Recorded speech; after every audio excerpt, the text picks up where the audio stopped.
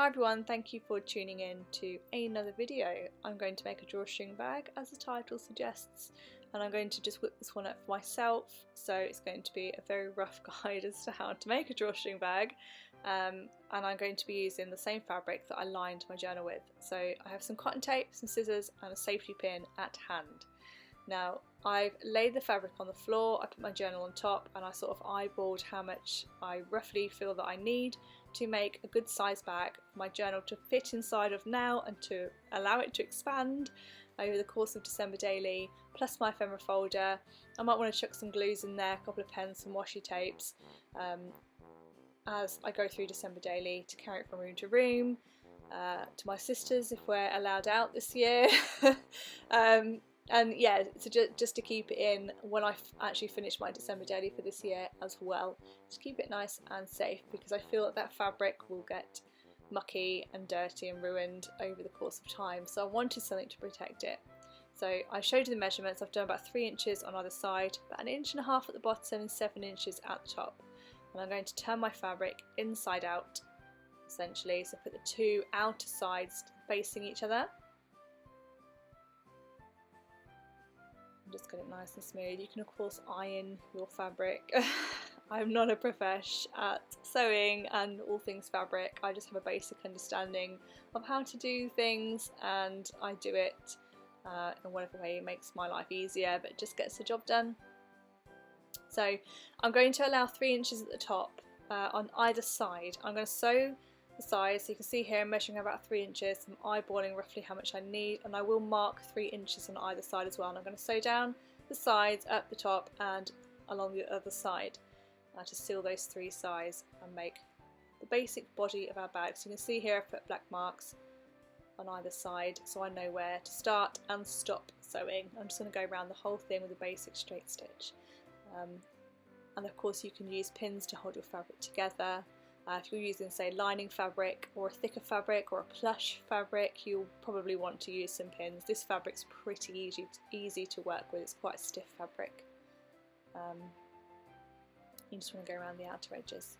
So I just want to take a quick second to say thank you to everyone who's recently subscribed. I very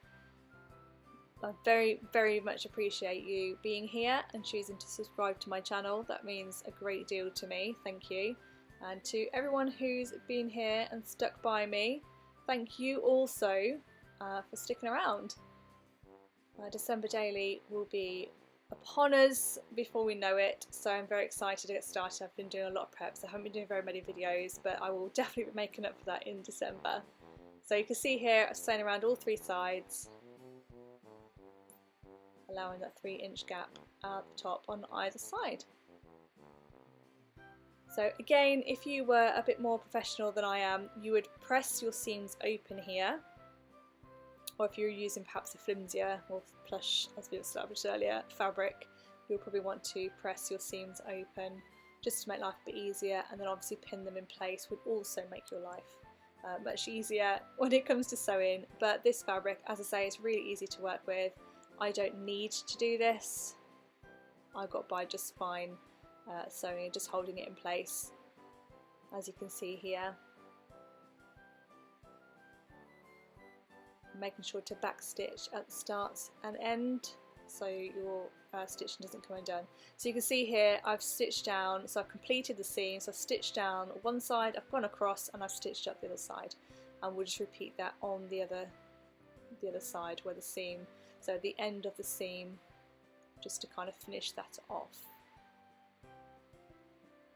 And then we'll eventually fold this down to make our loops for our string to go through. So it's actually a really easy process, really quite quick and easy to whip up a bag. And you can do this with so many different things. You could put little soaps and things in here and make it like a nice little plush sort of pamper bag. Remember some bath bombs and whatever else.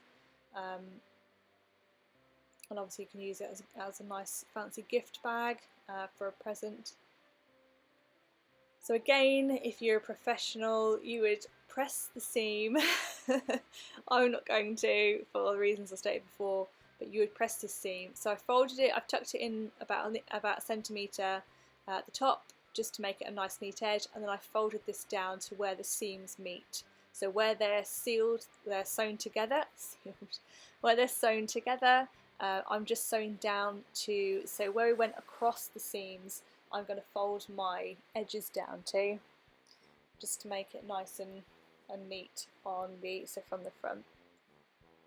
And again, I'm just holding this together, but you would of course pin yours in place if need be. Making sure to backstitch at the start and end. So that's given us a nice edge, and because we tucked that seam under at the top, which is now the bottom, it's given us a nice neat edge as well, and we do that on the other side. You can see here my lack of pressing and pinning in place means that my the top edge here is a little bit ruffled. It's not perfect, but I don't mind.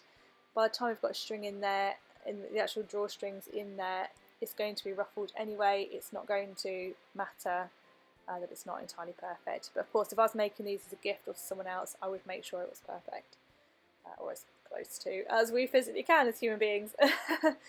So I'm cutting off the excess strings now. You can obviously do this as you go along if you prefer to do that. I just prefer to do all mine in one go, which I'm doing now. And of course, if you've got loads of excess seam on yours, you probably want to trim that off at this point as well.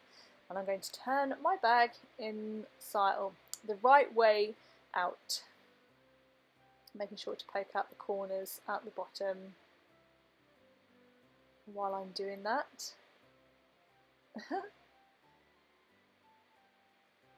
And there we have it. That is the bag.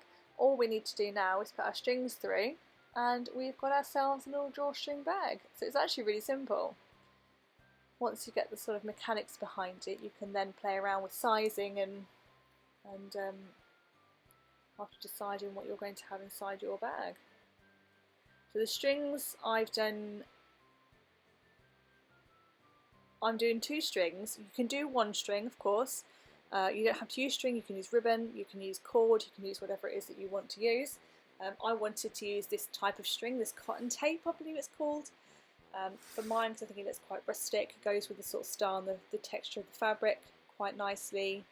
So I've allowed it to hang over this edge slightly, and then I've allowed 3 inches on this side. So I'm not sure how long the string is in total, but you can see here how much I've allowed, and it's not a science, it's just kind of, like I say, it's eyeballing it as to how much I'm going to use for this project. And that 3 inches on the outer side, it was the perfect amount. So I've of course got 2 strings, and as I said before, you can use just 1. So I'm pinning the end, and I'm going to use that safety pin to thread the ribbon through, the cotton tape through. You can see that I'm just ruffling it up, and I'm using that pin to hold in place. This is a brilliant hack for getting strings through. I've tried doing it in different ways, and this is by far the easiest way to do it. And I'm pushing this through both sides. So both loose ends for the 1 string will be on one side, and then both loose ends for the other string will be on the other side. So I'll begin to thread this from the other side. So where there are no loose strings hanging, this side here, I will begin my threading from there until I have 2 loose ends on both sides. Now you can sew this together.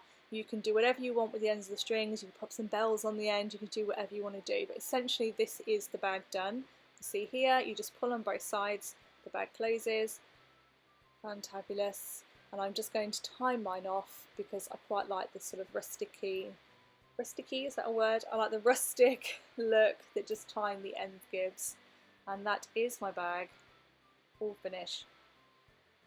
I hope you enjoyed this little tutorial. I hope you managed to follow it and it was clear enough. It's quite tricky filming it in the space that I've got, but I hope I've done it. I hope I've done it so you can actually see it and understand and even make your own for your different projects and things. I mean, there's so many things you can do with a drawstring bag. The possibilities are endless. And you can see my journal, my ephemera folder fits in there lovely. Plenty of room for glue sticks and pens and washi tapes. Some little bits and pieces that I pick up along the way. There's more than enough space in there.